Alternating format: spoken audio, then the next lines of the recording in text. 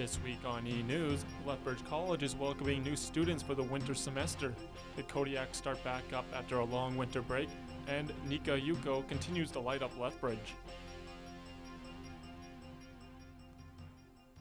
Hello and welcome to eNEWS. I'm Skylar Peters. And I'm Seth Slomp, and here's today's top story. A new semester is just beginning at Lethbridge College, and new students are arriving in droves for the winter semester. Hundreds of new students are not only attending classes, they're filling parking lots and lining up for services. Dean Huffman investigated the arrival of the new students and is standing by with more. Dean? The college added to its already strong numbers in January. This made some of Lethbridge College's services harder to access. It even made traffic a little chaotic. Lineups seem to be the sign of a new semester at Lethbridge College, but waiting in line is not the only thing in abundance. The population of the city spikes during the school season as students from all around Alberta and the globe attend both of Lethbridge's educational institutions. Lethbridge College Registrar Marco Hilgerson says January has seen a big jump in enrollment. We are at about 20% over the intake of last winter, so January 2018. So that is really strong numbers. Hilgerson says the increase has resulted in student spaces such as the library and center core becoming cramped and crowded. Others have had issues with finding a spot to park their vehicles with the rise of school attendees. The lack of parking and looking for a stall can be dangerous when the roads are icy during the wintertime. So right before my morning class on Monday, I was driving along Scenic Drive South on the way to the college, and a student in front of me stopped suddenly, so I braked, and then another individual behind me slammed into the back of my vehicle. Lineups in the bookstore, library, and cafeteria have also been a concern. The heavy traffic can make for longer wait times, which may affect students and teachers that have limited time between classes. The increase in numbers also has something to do with the amount of international students that have enrolled. Do you know how many international students enrolled, Dean? I don't have the exact number, but 10% increase is how much. Thanks, Dean. Lethbridge College's digital communications and media students are participating in the production of a local reality show. Students in the media production and advertising stream have teamed up with the Mortgage Center to create a home flipping show called Flipped Out. The college was approached by the Mortgage Center to partner on the project in exchange for practical experience. Also, scholarship money will be awarded to one of the student teams involved. DCM instructor George Gallant says students are contributing to all facets of the show's production. They're doing the research, they're writing, they're shooting, they're editing, they're working with the client. So it's giving them excellent experience in a real-world project that they can take into their careers when they graduate. The episodes will be completed in March and will be available for viewing on the Mortgage Center's website and flippedoutmc.ca. Lethbridge College hosted an international career workshop this week. The workshop was open to all Lethbridge College students and provided step-by-step processes on created resumes and cover letter structure. Student Employment Coordinator Megan Hebert says technology is changing the way we apply for work. Online applications must fit certain criteria due to a keyword filtering process that major corporations follow. So understanding things like the application process, if you're applying online, not a lot of people realize you apply through software called an applicant tracking system that uses an algorithm to screen. The college also offers other skill building workshops. The schedule can be found on the Lethbridge College website. Increased amounts of fentanyl and other opiates have been found in Lethbridge street drugs in the past week, making them more dangerous than ever. I spoke with members of Arches as well as the Lethbridge Police Service to find out how the public can remain safe and what's being done to fight the problem. Some of the most dangerous drugs to ever hit the streets of Lethbridge are currently circulating in the area.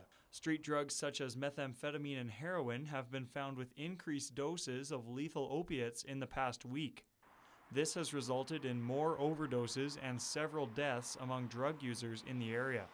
Constable Ryan Dara and the Lethbridge Police Service have wasted no time getting to the bottom of this issue. The city's downtown policing unit have already identified the source of the deadly drugs. From intelligence that we gain on the streets, the mention is that color of substance, which in this one was purple heroin or purple carfentanil, is one of the drugs linked to several recent overdoses. The Lethbridge Police Service has arrested Corey Hagan on drug trafficking charges as well as several outstanding warrants. However, just because Lethbridge police believe they have their guy doesn't mean the public shouldn't be concerned about these dangerous drugs. Lethbridge's safe injection site, Arches, is still seeing an increased rate of overdoses among clients. Arches says every Lethbridge citizen should be prepared to help someone in need. It's a community issue, and so I would encourage everyone to carry a naloxone kit, get trained and carry a kit so that if you do happen to come across somebody in the community who's in distress from opioid use, that they're able to respond. Naloxone kits are essential to preventing death from overdose by allowing oxygen to continue to reach the brain. They are free and can be acquired at over 30 pharmacies in Lethbridge.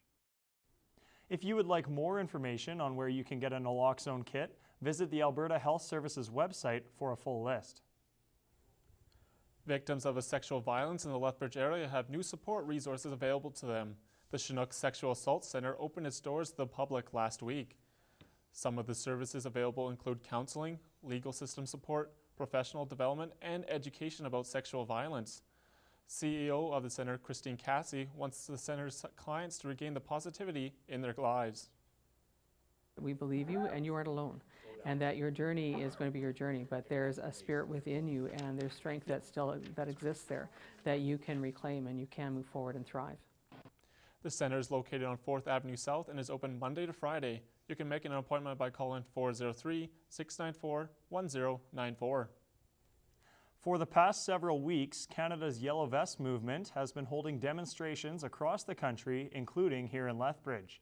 The demonstrations have been met with counter-protests from people disputing the Yellow Vest's more controversial claims and positions. Riley McCormick has the story.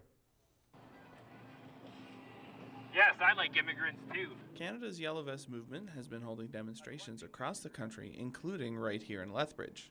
Since the end of November, demonstrators have been gathering outside of City Hall with signs, megaphones, and some controversial ideas. One protester, Tammy Tanaik, says her involvement with the movement is over concerns with globalization. We can't keep ceding power to the power that be that we don't even know who they are. Nobody voted for them. We want our sovereignty, We want control of our nation. We want control of our borders. We want control of our politicians. On the surface, the Yellow Vest movement's main points are protecting Canada's oil and energy industry and exiting the UN, but it has been associated with conspiracy theories and white supremacists. One viral video from a recent Lethbridge rally shows a woman wearing a White Lives Matter shirt and describing herself as a Pan-Aryan. I'm a race realist. What is a race realist? I'm aware of what's happening to my people, which is genocide. And who's committing that? Governments, communists, mostly, Marxists, dog, Jews. For the past 4 weeks, the protest has been met with counter-protesters who are showing that Lethbridge is a welcoming community to dispute the Yellow Vests' anti-immigrant claims, which they deny. One counter-protester, Karen Hand, says their denial shouldn't be taken at face value. There's a few people who are distancing themselves, but if you look at the Yellow Vest pages, they're still full of the anti-immigration sentiment, hugely full of anti-Muslim sentiment. In general, it's just this racist, xenophobic, hateful attitude that's still pervading their discussion. Tanaik says she doesn't agree with the group's association with white supremacists, but says she can't deny their freedom of speech. And I can't tell who to put on a vest, who to take it off. It's a public rally. If they have some of the same concerns, I guess they're entitled to come out. It's free speech for everybody. It doesn't mean that I agree with them. The protests have seen growing numbers on either side, both counter-protesters and yellow vesters. But the counter-protesters have outnumbered them each time. For eNEWS, I'm Riley McCormick. Organizers of the counter-protests have planned to continue showing up until the Yellow Vest protests stop. The Chinook Entrepreneurship Challenge is officially underway. For the 15th consecutive year, there will be classes held once a week at the University of Lethbridge to prepare participants for the contest that happens in March. About 130 people from Lethbridge and area are currently registered to take part in the challenge. Participants come in with a business idea, and over the weeks of the course, they learn how to make their business ideas come to life. Past winners of the competition include Lethbridge Tactical, D&D Immigration Services, and Full Circle Plastic. So they can still look at these YouTube videos that we're posting from the streaming on our resources page of chinookchallenge.com. After the classes, participants have 1 month to build a business plan and then present it to a panel of judges who pick a top 3 from both the general and technology streams. These businesses then pitch their plan to a second set of judges who pick the winner at the end of May. It's been a busy 2019 on social media so far. Here's Kyle Stringham with the top trending topics of the year. What's up, everybody? Welcome to Hashtag, your Lethbridge Campus Media guide to trending topics around the globe. Let's get started. HBO has finally revealed the premiere date for the upcoming 8th season of Game of Thrones, debuting on April 14th, 2019. The popular series has been off-air since summer of 2017. Are you excited about this? I know I am. In politics, the U.S. government shutdown has reached its 26th day as of today, January 16th. The shutdown is a result of Congress and President Donald Trump not being able to come to an agreement on a budget, which has left over 800,000 government employees without a paycheck in 2019. On a brighter note, a picture of an egg has broken the Instagram record for most likes. As of today, it is at just over 45 million likes, with the last record held by Kylie Jenner with 18 million likes. Those are your top 3 trending topics in the first month of 2019. To be part of the show, visit Lethbridge Campus Media on all your favorite social platforms and tell us your favorite trending topics. Hashtag peace. Thank you, Kyle. Coming up next, we'll introduce you to a Kodiak's basketball star, and we cross the Old Man River to check out the U of L Pronghorns men's hockey team. Stay with us.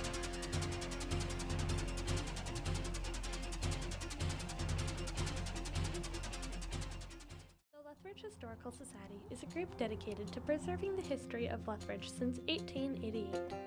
We work in partnership with the city to put up plaques honoring historic buildings.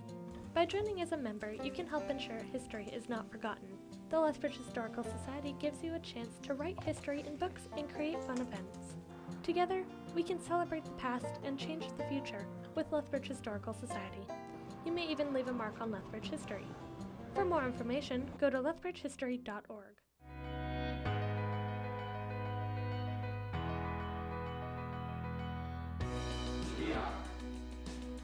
Pride is a little piece of me. Pride is a little piece of us. A little piece of me. Pride is a little piece of me. A little piece of me. A little piece of me. Pride is a little piece of me. Pride is a little piece of us.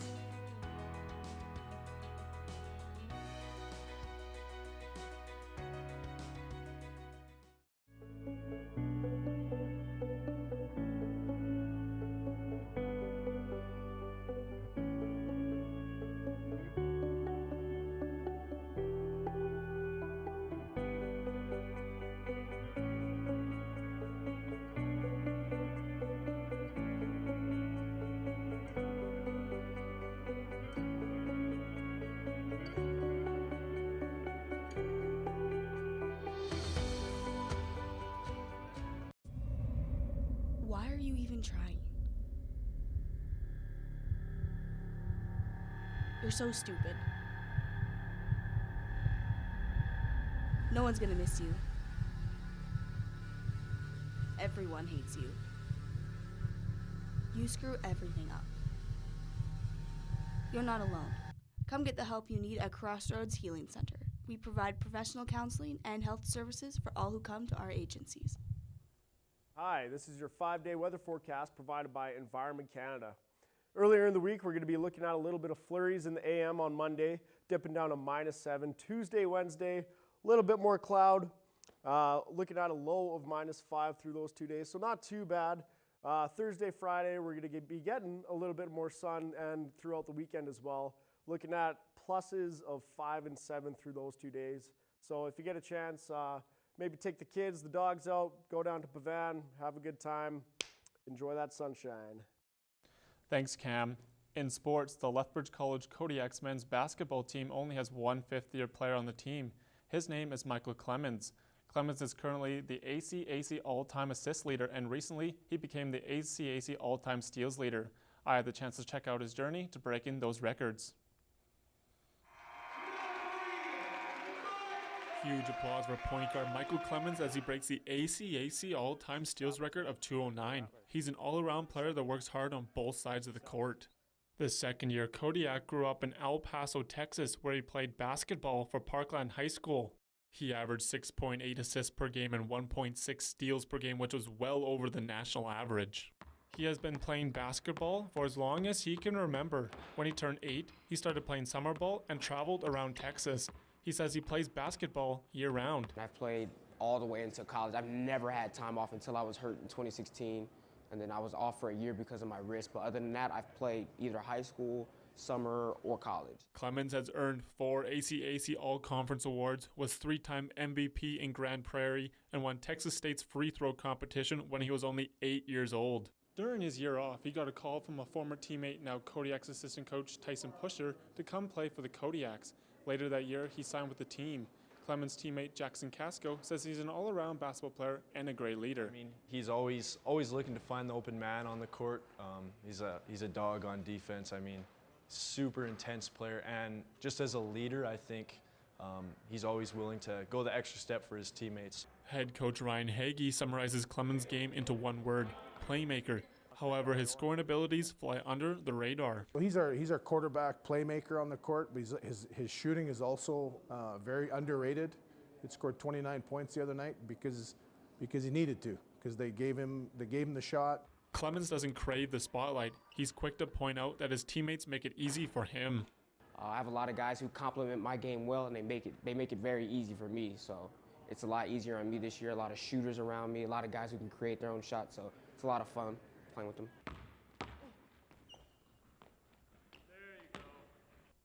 Clemens and the Kodiaks play the #1 ranked team in Canada, the St. Trojans, this weekend.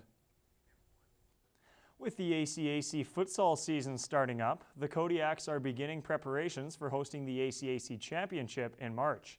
Michael Rodriguez got the chance to catch up with men's and women's futsal coach Sean Carey to talk about the upcoming season and the season-ending tournament.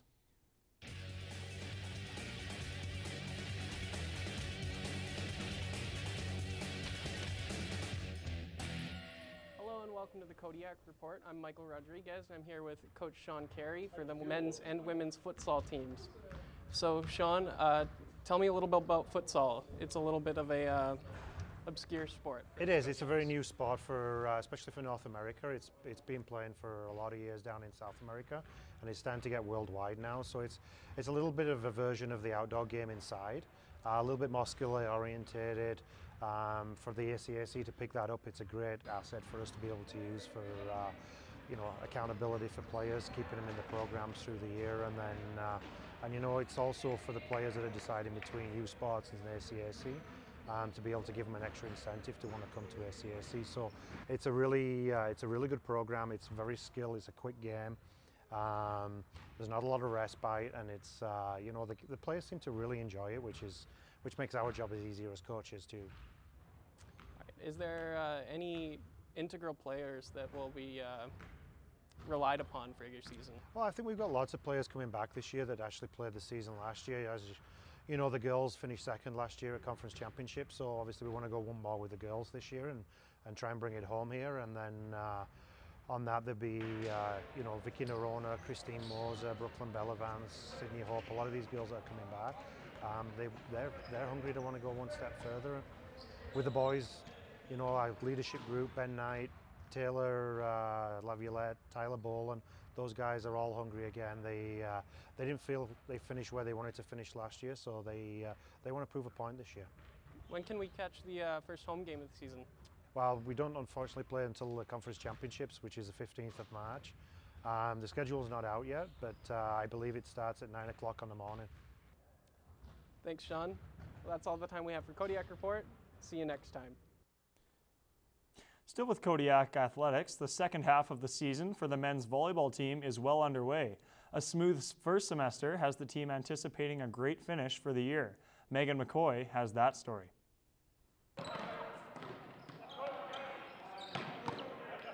The Kodiak men's volleyball team is hoping to finish the season strong this semester with new goals, plans, and a lot of teamwork. Finishing the season last year in second place, the volleyball team is only one win away from securing themselves a spot in this year's volleyball provincials. Head coach Greg Gibbo says the same mindset and drive the team relied on last year will hopefully prevail and drive it to be successful getting to and performing at provincials. I think we really improved each day that we practiced, and we have a really good hunger to get better. And for us, that's been the biggest thing, is like every day you're in this gym is a day you want to get better. This weekend, the Kodiaks will play the Calgary State Trojans twice, a nationally recognized team in the ACAC League. The last time the two teams played, the Kodiaks beat the Trojans 3-0 in a home game for the Trojans. The game is expected to be a very competitive, physical game as both teams are battling for their spots at provincials. Second-year middle blocker Michael Swab says the team has what it takes to beat State and are ready to do what it takes to get that spot at provincials. Matching up with them specifically is really important for us, and just playing our game really, we pride ourselves in being really scrappy on defense, and that being one of our strong suits, so we really like to improve on that. The men's volleyball games will take place this weekend with a home-and-home series split between Lethbridge and Calgary. For eNEWS, I'm Megan McCoy. The men need to win only one more game to secure a spot at provincials in late February. Schedules for those games will be posted on the Go Kodiaks website. From college sports to the university scene now. After a promising 2-0 weekend to start the new semester on the right foot, the University of Lethbridge Pronghorns have taken a step back with 2 losses to the University of Calgary Dinos. U of L were scoreless against the Dinos, losing by a combined score of 7-0. As Michael Rodriguez explains, lack of offensive production is a source of concern for a team preparing to host a major event. After a close and physical 2-0 game in Lethbridge on Thursday night, the U of L Pronghorns got shut out for a second straight game during Friday night's 5-0 blowout in Calgary. Despite the lack of offensive production, both of the team's goaltenders have posted above .920 save percentages this season. Pronghorns head coach Murray Nystrom says Garrett Hewson has been a source of strength this season. You lean on your goaltender at time to time through games to get you through some rough patches, and he's a superior goaltender in this league and across the country at this level. After the disappointing goal this weekend, leading scorer Justin Valentino says the team's offensive production needs some work. You know what, we did some good things. We just maybe got to focus on hitting the net a few more and bearing down on opportunities. While the Pronghorns did have home ice advantage at their game on January 10th, they weren't playing at their usual home arena at the U of L. They are instead playing here at the eNEWS Center. The next time the Pronghorns take the ice at the eNEWS Center, they'll be hosting the Cavendish Farms University Cup in March. This tournament's only been held in 2 other Western Canadian cities, Saskatoon and Edmonton, so for the university and the city of Lethbridge to step forward to host such a prestigious and big event, I think speaks volumes about where we want to go with our sports. The Pronghorns will get a bye to the quarterfinal round of the tournament despite their middling 7-11-2 record in the CWAA this season. This year's tournament marks the first time the event will be held in Western Canada since 2014, after 2 years in New Brunswick. The Pronghorns are currently still focused on their regular season, in which they hold the CWAA's 6th and final playoff position. For eNEWS, I'm Michael Rodriguez. The schedule isn't letting up either. The Pronghorns hosted the league-leading U of S Huskies twice this weekend at Nicholas Sheeran Arena. Coming up next, we'll have a rundown of the top 5 albums from last year, and the Nika Yuko Japanese Gardens continue to showcase a cultural winter tradition.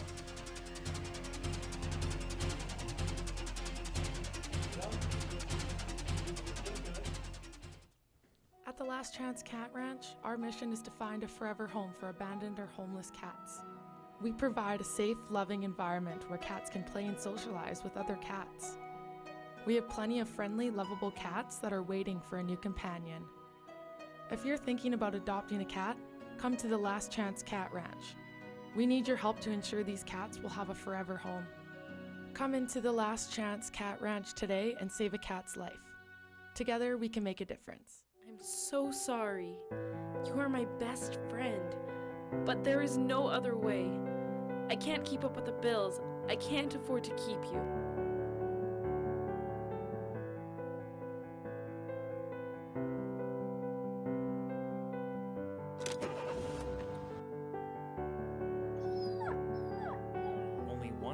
Cats and Dogs Born will find a permanent home. We need your help. Visit. Welcome back. 2018 was a big year in the music industry. Here's Carter Duick with his take on the top 5 albums from last year. 2019 is here, so let's review the top 5 albums of 2018 according to Billboard.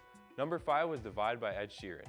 Even though this record was released in 2017, its long-lasting singles Perfect, Happier, and Shape of You kept it on the charts so long. Number 4 is The Greatest Showman soundtrack. This was surprising but also insightful, showing how popular movie soundtracks really can be. Number 3 is Post Malone's Beer Bongs and Bentleys. Post could do no wrong with his sophomore album, which included 3 #1 hits and many others that cracked the top 10. Number 2 is no surprise, Drake's Scorpion.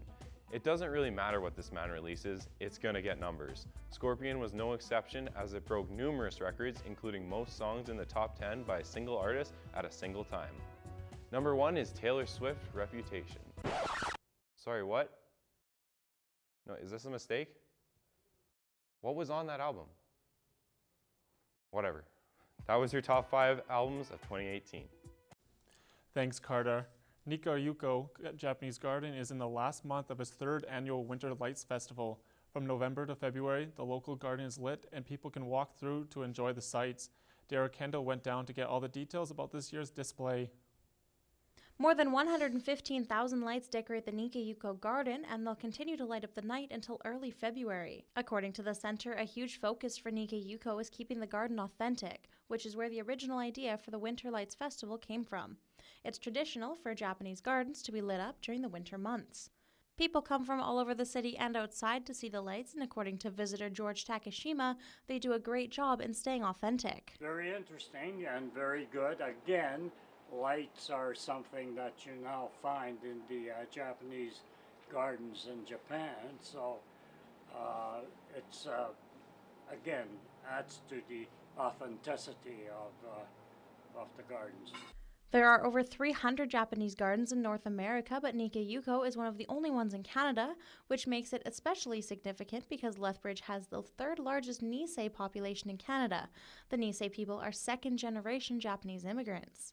So it's about celebrating diversity, educating the public on Japanese and Japanese Canadian culture, and having one of the most unique, beautiful gardens in Canada. The lights start going up in early October, and there's approximately 115,000 around the garden this year, with plans to keep growing.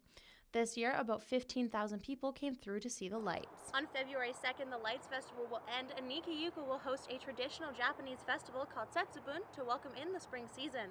For eNEWS, I'm Dara Kendall. Throughout the whole year, Nika-Yuko typically sees around 40,000 people experience the garden. Getting back to the top 5 albums, Skylar, what are some of your favorite albums? Oh, well, 2018, what a year for rap music. You know, you had Travis Scott with Astroworld, Meek Mill coming back from jail and making championships, and then Lil Wayne, the Carter 5. You never thought that guy was going to make another album, and he's back. So looking forward to what 2019 has to bring. Yeah, thanks for watching eNEWS. And I'm Skylar Peters. We'll see you next time.